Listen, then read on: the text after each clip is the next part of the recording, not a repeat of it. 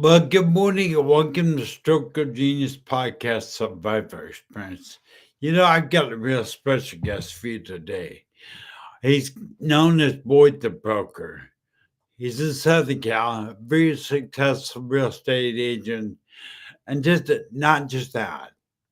He survived a stroke, has went from stroke survivor to stroke thriver. So I want to kind of break this podcast into two sections. I want to know about his stroke story, but I also want to know the transformation that brought him from stroke survivor to stroke thriver. So let's get into it.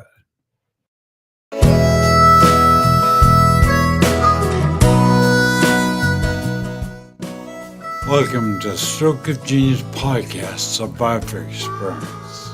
I'm your host, Aaron Allen. 13 years ago, I suffered a brain aneurysm and a stroke. My mission of this podcast is to provide you with the support, valuable insights, and inspiration to help you need to rebuild your life after stroke. So, without further ado, here's your host, Aaron Avalon. Well, good morning, everyone. Good morning, Boyd. How Good you morning. doing, bro? I'm Great. doing great. How are you, Aaron? Really good, bro. We're doing really good. So great to have you on my podcast. I really appreciate being here. I'm honored to be here. Thanks for having me. Welcome. Yeah, we only have 30 minutes together, so I'm just jump right into it because Good. you inspired me, brother. I'll be honest with you. I'm gonna tell you why, and after, because I want to hear about your stroke itself, the story, and then I want to, because you're different. You're one of me. You're one of us that's gone from stroke survivor to stroke thriver. Mm. We're different. So, did you know when was your stroke? So I'm pushing actually my 2-year anniversary in a couple of weeks here. It was December 6th. I think all of us know the date, right? That's the thing. It's emblazoned in your head. December 6th, 2021. Oh man, okay, well that's great. Well, happy stroke anniversary coming up. So anyway, There's certain things you celebrate. I'm not sure if it's funny you bring that up. I don't know if we're supposed to celebrate our anniversary of when we had the survivor, or if we're supposed to, make note of it or be scared of it or whatnot. So I'm going to be learning from you on that. I'll take a cue from you. well, let me tell you what my family does. That's done for me for 13 years. We got a little slack on it, but mine was September 17th. I didn't call it anniversary, I call it a celebration of life. Cool. My film cake, ice cream, no presents. Cake, ice cream, little champagne. We have a great party, and we call it celebration of life. The day I went, I should have died like you. I should have died. So I call it celebration of life every day, every September 17th. Wow. Yeah. Good to know. So, but I want to, but I'm going to pause for a minute. Hold on. I'm going to pause. Like, this is Sherry Patterson, Niagara Falls, is saying hello to you. Hey, Sherry, how are you? And we don't know who this is because they didn't. They said love it. We don't know who this is. I have no clue. But I wanted to ask you a question, Boyd. Okay. Did you know what a stroke was before you had one? Did you? No, I had no experience in my family. I didn't know anybody that had a stroke. I really knew nothing about it. The only thing that maybe I knew about it was things you see in the movies. It was serious. It was life-threatening. But I knew nothing, absolutely nothing about stroke or the history of strokes. So did you have any warning signs that you look back on now and say headaches or dizziness or numbness or anything? Did you have any warning signs? Nothing. I mean, my story might be a little different, or maybe it's common, but it was 3 days before that, on December 3rd, they put a stent in my heart. I had 90% blockage, so there was something going on. And they jacked me up full of blood thinners and everything, and gave me new plumbing, as I call it. And then it was 3 days later that I had the hemorrhagic stroke, a brain bleed. And it's weird because, you know, the cardiologist and the neurologist sort of disagree on what caused it, because it was a brain bleed. I guess they weren't able to sort of examine it.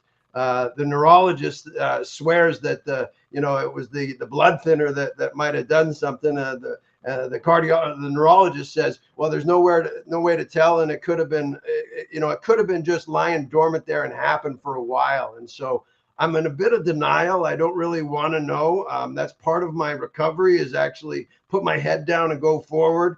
And I kind of don't want to know the particulars about it. The general things are good, but I haven't Googled it. I haven't done all that stuff, and I'm just moving forward.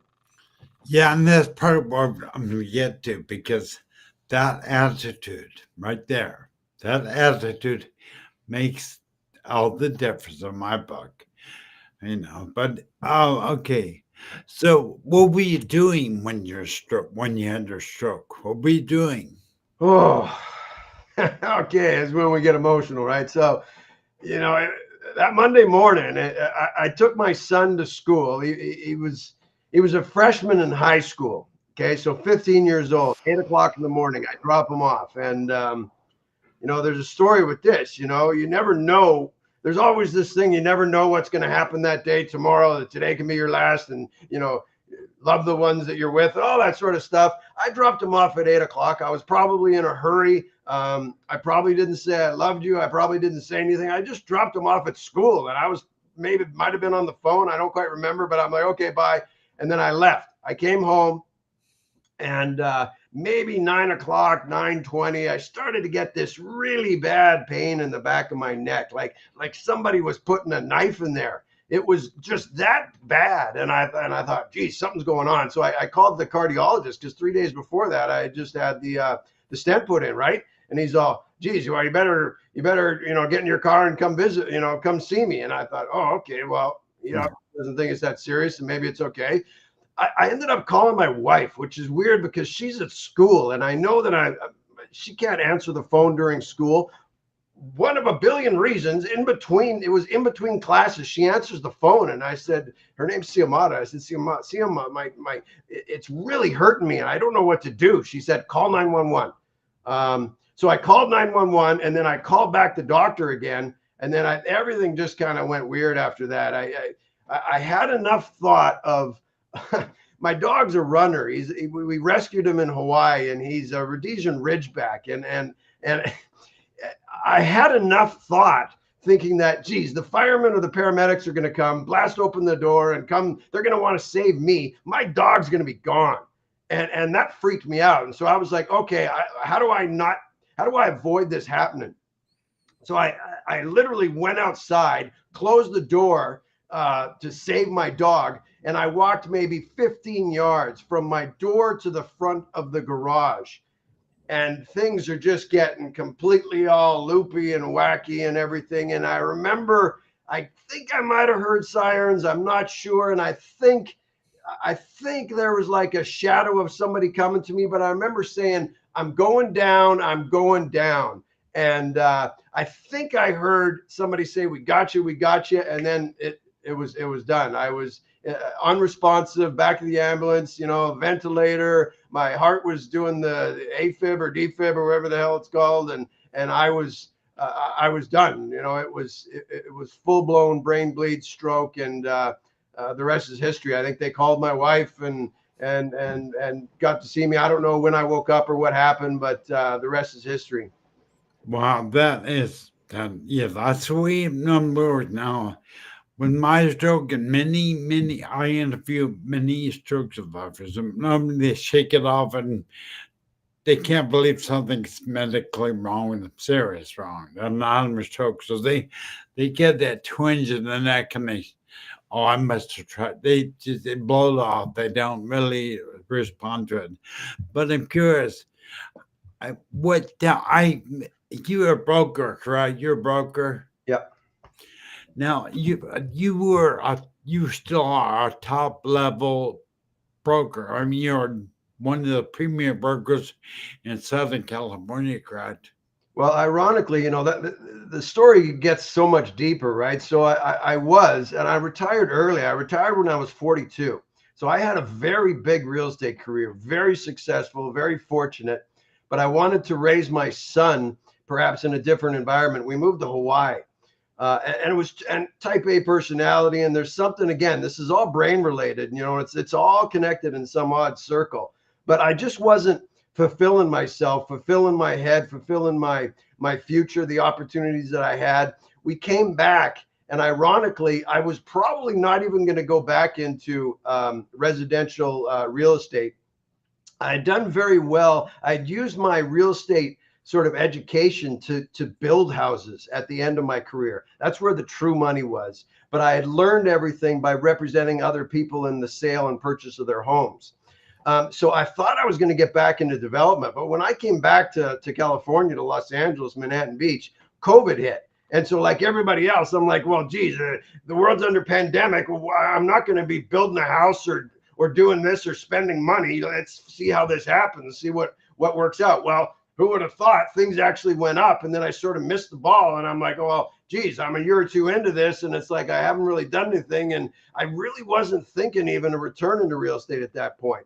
But then, I mean, again, the world has these plans for us, and we have nothing to do with it. We just go on the path. I had the stroke, and when I came back from the stroke, the humility that I've gone through, that everybody else as stroke survivors, I was 37 days in the hospital. I was discharged on a stroller. I live in the beach cities, and I remember my mother having the stroller before she passed, and I had these odd thoughts. When the rehab ladies would come and help me out, I was they call it the Strand here. I was on the Strand in my stroller, and I had a catheter hooked up to me and everything because I couldn't go to the bathroom. And you have this level of humility that you just can't describe. And something happened during my rehab process where everything, all the walls, all my egotistical, whatever, why I wasn't getting back into real estate were all gone. And all the old passion and the old desires came back. And since then, it's come back. Now it's crazy. I opened up my own brokerage last week. I got featured in a couple national articles about my brokerage and about me giving back to the stroke community and things. It's just turning into something that I would have never imagined, but I love it. Like, I just love what's going on. I wish I didn't get my ass kicked like I did. And then all of us that had a stroke at varying degrees, we're lying on the ground. And it's like, my dad told me before he died, there was an analogy he told me, he's like, stay down, you take your licks. And then when you're ready to get up, you get up and you don't go back down. And that's pretty much the same thing that I had here. And I've got people watching me. I've got my wife watching me, my 16-year-old son now watching me. And now I'm talking to other people that have had strokes. There's other people watching me. There's the real estate community watching me. I love it. Like, I was embarrassed before. Now I love it. Like, watch me all you want. I feel good. I want to help others. I want other people. People are helping me. That by sharing the story, just talking to you, Aaron. It's like you said, my gosh, you're telling me that I'm inspiring you. That type of pressure is so positive for me that I love it. I love it. Boy, talking to you, bro, it's like the energy. I believe life is all about energy, and it's what we are. We're energy beings. And sit there and you watch. I told you earlier in the agreement, you can find your purpose in your storm. And you and I both have. It's a purpose. We have our life's purpose changed. You're a big part. Those that don't. You're a big surfer, big real estate person. You did it all, but your purpose really was brought about by a stroke, and your purpose is helping stroke survivors around the world. And I respect that. And I know how that feels. Sorry, it's awesome. So the energy is awesome. You know what? I've said this before. It's not like I was a bad person before the stroke, but the stroke changes you, and it just changes you, and you might as well change for the better, right? Why can't I? the example that I am to my son now.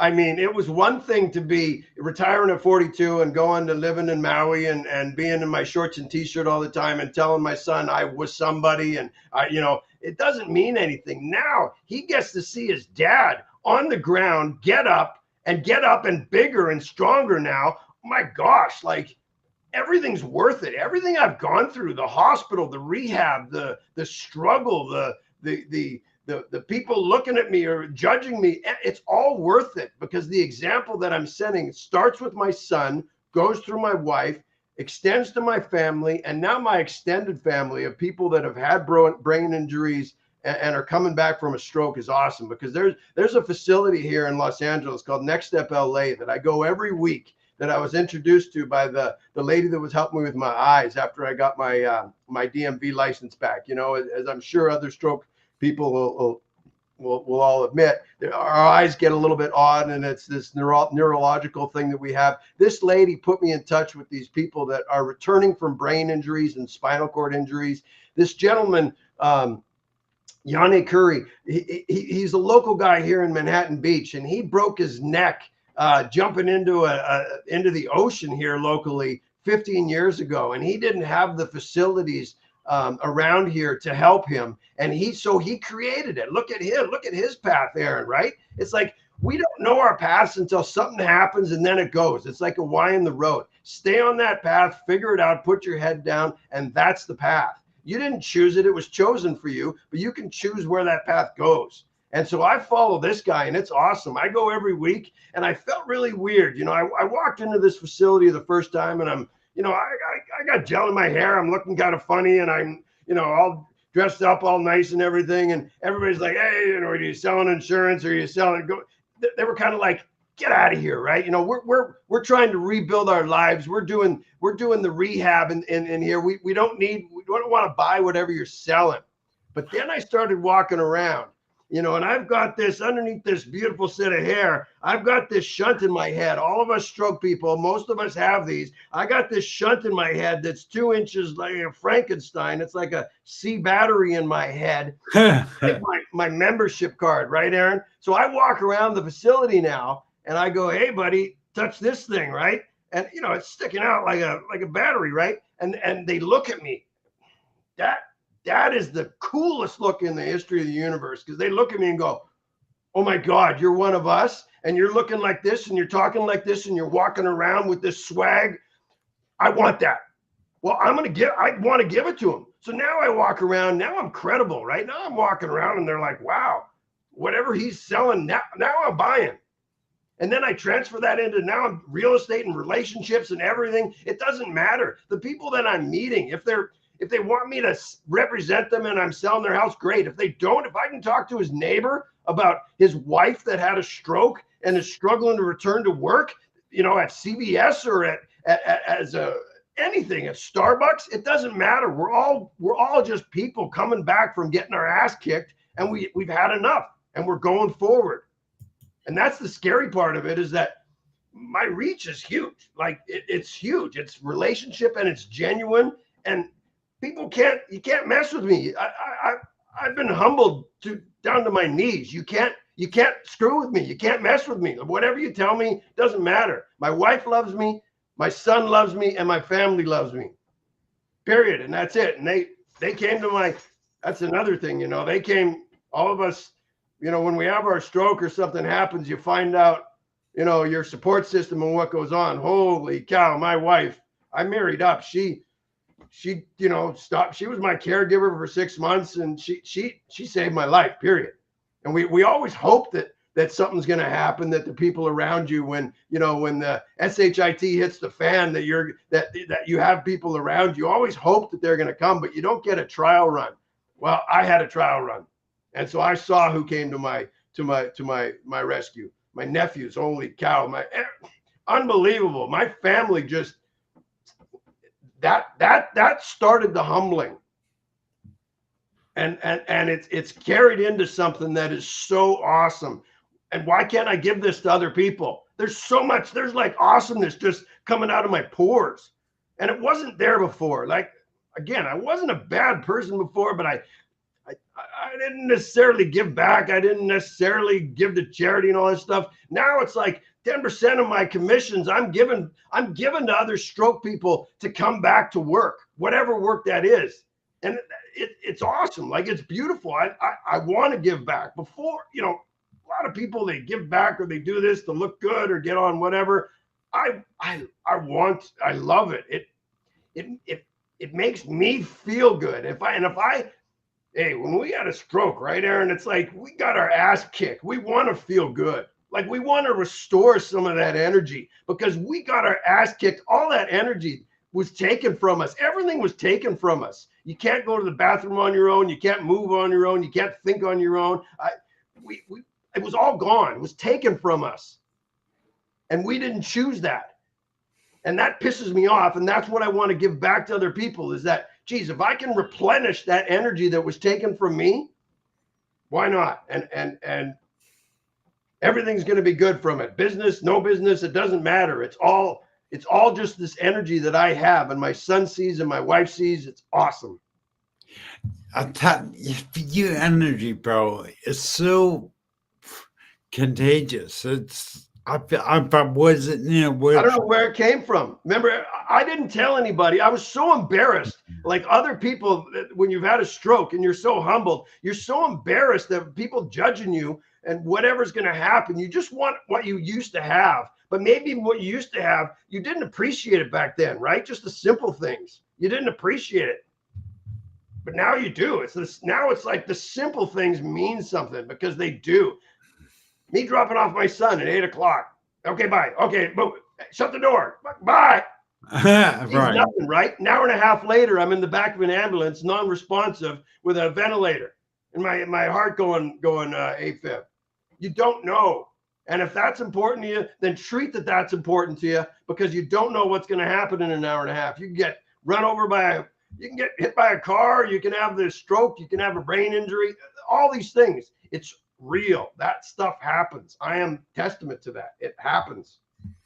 Yeah, that is so true. I mean, what I find in your story, you said something that it's stuck in my heart and I can't let it go because I'm doing it.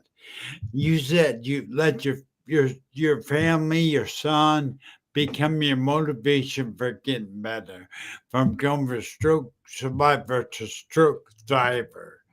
And you said, wake up each morning with them in your mind, your motivation to get better. I do believe in recovery. I believe in rebuilding your life after stroke. I think you and I and all stroke survivors have to put in the work it takes to rebuild our lives. But you use your family, your motivation to get better, correct? Yeah, but you know what? You nailed something as a stroke survivor yourself, is that you got to put in the work. And that's the difference. Like, it doesn't just happen. This energy and this craziness that I have, it didn't even happen. I didn't tell anybody that for over a year that I had a stroke because of my embarrassment. Now I'm like everybody, I'm okay with it because I have the confidence. I put in the work to get to here.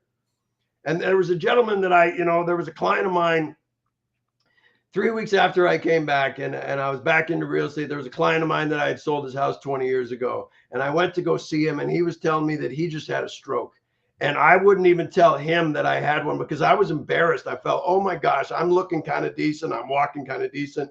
He was talking funny. He was walking funny. He was really struggling. And the thing about it was that, and I said, geez, what's going on with your rehab? Like, what's going on? In the back of my mind, I'm like trying to help him or trying to figure out. He's like, well, I do rehab once a week. Right off the bat, I know. I was like, okay, there's the difference. Whether it's insurance, whatever it was, he wasn't putting in the time to get it back because there's nothing special about me. My story might be special, but there is nothing special about me. I was just pissed off and I did it. I did 6 hours a day, 5 days a week for 3 months. Period. And if I didn't do that, there's no way I would have this energy and I have this clarity. But I put in the work. And everybody coming back from any brain injury, any stroke, anything, you got to put into work. Whatever it is, you break your ankle, it's not going to heal on its own. And it might take some people 4 or 5 years before they're done. Why wait that 4 or 5 years? do it right away. Go back, just put in the work, and there's rewards at the end of the tunnel. That's the thing. People are watching you. And so when you do recover, like I've done, now people are heralding me and saying how great I've done and everything. It feels good now, but they didn't see me when I was on my knees and had all the problems. Nobody sees you, and that's when you find out your character. But that's when you get up, you push, and this is where you go. And if I can get that to other people, brain injury, stroke, whatever it is, there's so many things that this philosophy applies to. It's amazing. Yeah, you know what, Boyd, my biggest thing in creating Stroke TV media was that people, what I found out there, the majority of stroke community says they're going to recover. They place a value on what they can do now after a stroke, what they used to do. And I don't believe it. I believe that rebuilding your life is, like you say, you have to work, you have to rebuild your life to stroke.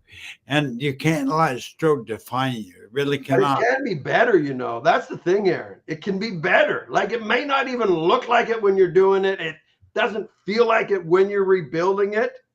But when you get to the other side and you look back, you're like, you know, I kind of like this view. This is actually a little better. Yeah. And that's the craziness. How can, especially if somebody just had a stroke and they're like, oh my gosh, how can this guy be saying that things could be better? I feel terrible. I can't remember my own name half the time. The days of the week are difficult. It gets better. And then once you reach a certain threshold, it's awesome to look back and go, I kind of like where I'm at. I wish I didn't need to go through what I went through, but because I went through it, I like where I'm at. That's a possibility that is as real as you can get. I just love your energy, bro. I think it's amazing. And I think you define stroke. Stroke doesn't define us. You define stroke. And so many people, again, I've been serving the stroke community for almost 9 years now. There's so many stroke survivors have their stroke, curl up in the ball and waiting to die. They absolutely have nothing, no purpose in life, no energy in life. And I think it really comes down to doing the work, put in the work, rebuild your life. It is possible, but most stroke survivors, like you just mentioned, your friend, I get a rehab therapy once a week. Well, that's not enough. It's not, right? It's not enough. You got to work to recover. You're rebuilding your life every day, pretty much. See, and you know what? And it brings up another thing. I had my wife that helped me. And everybody's going to have different situations, right? There's different severities of the stroke. There's different recovery levels. But whatever it is, the same thing applies, Aaron, is the head down and moving forward. Your feet need to be moving all the time, period. Bad days, good days, they're always moving. Some of us have support systems. Some of us don't. Some of us have insurance. Some of us don't. But we all have our feet, and we all can put our head down, and we can all move forward. And the irony is that it's a brain injury, and it's the brain that can save us, period. That's the craziness of it. It's the brain, and we all have it. You can use it, and it doesn't feel like it works. The first 6 months, the first year, you're like, oh my God, I can't remember anything, and I just wish I was the way I was. Well, maybe you weren't that happy the way you were before anyway. If you really look back on it, there was a bunch of stuff that used to upset you, and you didn't enjoy it anyway. How about we fix it, retrain the brain, and move forward on a better path? That's where I'm at. And if I can help some people with that, awesome. Like, I'm into it. Well, I just, like you said, your energy is amazing, bro. I really, really appreciate it. I told you 30 minutes to get back quick. And here we are at the end of the show. But, boy, if anybody out there wants to get a hold of you, wants to talk to you, can they get a hold of you on Facebook?